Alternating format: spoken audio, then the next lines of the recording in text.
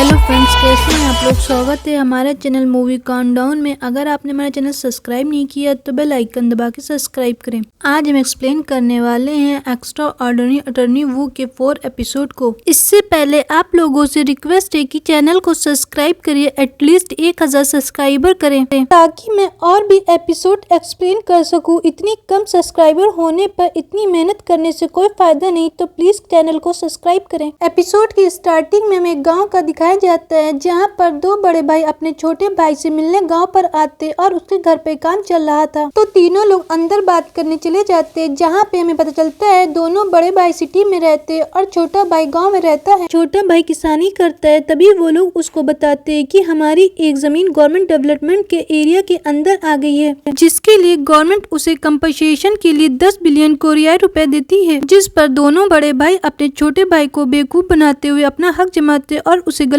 Rule बताते हैं। Compensation में वो लोग अपना हक ज्यादा जमाते और छोटे भाई से सिग्नेचर करवा लेते हैं और वो कर देता है क्योंकि उसे अपने भाई पर भरोसा होता है। वहीं दूसरी तरफ हमें जुनहो को दिखाया जाता है जो अटॉर्नी वू के ऑफिस में जाता और गिफ्ट रख के वहीं पर चला जाता है। फिर हमें म्योनसुक का दिखाया जाता है जो अटॉर्नी वू के रिजाइन लेटर को एक्सेप्ट नहीं करता है और उसको देखता रहता है। वहीं दूसरी तरफ हम देखते हैं अटॉर्नी वू के पास डोंग जाती और उससे कहती कि मेरे पापा के साथ फ्रॉड हुआ है। डोंग की बातों से हमें पता चल जाता है कि छोटे भाई डोंग के फादर होते और उसके अंकल ने उनके साथ फ्रॉड किया है। वो बताती है कि मेरे पापा ने टैक्स के पैसे जमा किए थे और अब उनके पास पैसे नहीं है। वो उससे मदद करने के लिए कहती तो अटॉर्नी वू कहती कि उसने रिजाइन कर दिया है। फिर अटॉर्नी वू के फादर कहते कि हमें विलेज चल के बात करनी चाहिए। फिर वो लोग जा रहे होते तभी अटॉर्नी वू कुछ अपने स्कूल टाइम की बातें याद करने लगती है। सियोल में सभी बच्चे स्कूल में बुली करते थे तो उसके फादर ने कंट्री साइड में उसका एडमिशन करवा दिया, लेकिन वहाँ पर भी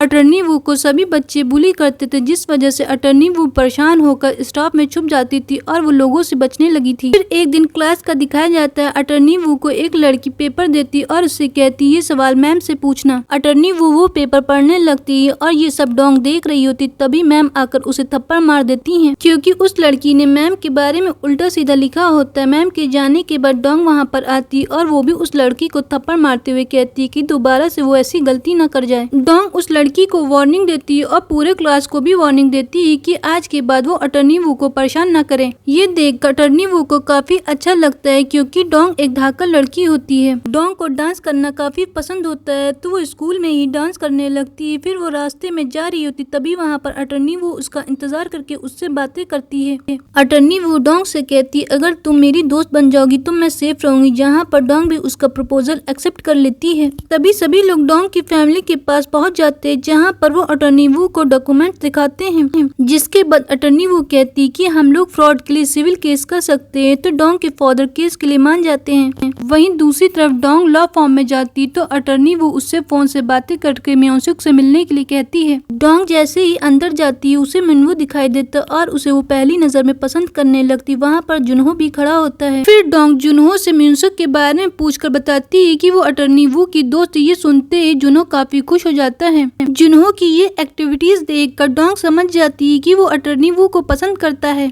वहीं दूसरी तरफ हम देखते अटॉर्नी वू अपने फादर के साथ रेस्टोरेंट में उनकी मदद करवा रही होती, जहां पर वो धीरे धीरे कस्टमर को सर्व कर रही होती। ये देखने में काफी फनी लग रहा होता है। तभी डोंग फोन करती है अटॉर्नी वू के पास और कहती म्योनसुक उसका केस लेने से इनकार कर रहा है। ये सुनते ही अटॉर्नी वू लॉ फॉर्म की तरफ निकल जाती। वहीं हमें लॉ फॉर्म का दिखाया जाता है जहाँ पर डोंग मिनवो के पीछे पड़ी होती है। उसकी इस तरह की हरकत देखकर सभी लोग हैरान होते हैं। तभी हम देखते हैं वहाँ पर अटॉर्नी वू आ जाती और वो अपना सिग्नेचर स्टेप करने लगती है डोंग के साथ। अटॉर्नी वू म्योनसुक से कहती है कि वो उसका केस ले ले, तो म्योनसुक उससे कहता है कि ये केस वो इसी बात पे हैंडल कर सकता है अगर तुम फिर से ज्वाइन करोगी। ये सुनने के बाद अटॉर्नी वू उनकी शर्त मान लेती है और केस उसे हैंडल करने के लिए कहता है। फिर अटॉर्नी वू वहाँ से जाने लगती है तो जुनहो उसके पास आकर पूछने लगता है कि मैंने तुम्हारे ऑफिस में गिफ्ट रखा था, तो अटॉर्नी वू बताती है कि उसमें नाम नहीं लिखा था, इसीलिए मैंने उसे डस्टबिन डस्टबिन में फेंक दिया। वहीं सीन हमें दूसरा ट्रायल रूम का दिखाया जाता है, जहाँ पर वो दोनों भाई कहते हैं मेरे ऊपर ये फ्रॉड गलत लगाया गया है। तो जज भी अटर्नी वू से नेक्स्ट ट्रायल के लिए प्रूफ मांगते हैं और वो सभी लोग बाहर आ जाते, जहाँ पर सभी लोग परेशान होते। तो डोंग बताती उस दिन काम चल रहा था और वो लेबर भी वहीं पर था। ये सुन के सभी लोग खुश हो जाते और उस लेबर के पास जाकर उससे मदद मांगने के लिए कहते हैं। तो लेबर कहता है कि हाँ, उस दिन उन्होंने सारी बात सुनी थी। फिर सभी लोग वापस सियोल आने लगते। तो डोंग जुनहो के पास जाकर कहती है अगर वो अटर्नी वू के साथ सनसेट देखने जाना चाहता है तो जा सकता, और वो जगह भी बताती उसे। इसके बाद हम देखते हैं जुनहो अटर्नी वू को वही सनसेट वाली जगह पे लेकर जाता है। तो अटर्नी वू उससे बताने लगती है कि उसने व्हेल मछली कभी नहीं देखी, बस उसके बारे में जानकारी है। फिर हमें नेक्स्ट ट्रायल का दिखाया जाता है, जहाँ पर हम देखते हैं वो लेबर झूठ बोल देता और उससे कहता है कि मैंने कोई भी बात नहीं सुनी थी, जहाँ पर उन दोनों भाइयों ने उसे पहले से ही पैसे दे दिए थे। अब उन्हें सिर्फ आखिरी ट्रायल का मौका मिलता है। तो डोंग काफी गुस्से में होती और वो अटर्नी वू से कहती कि अब हमारे पास कोई भी प्रूफ नहीं है। तो अटर्नी वू कहती प्रूफ नहीं है तो हम लोग बना सकते हैं।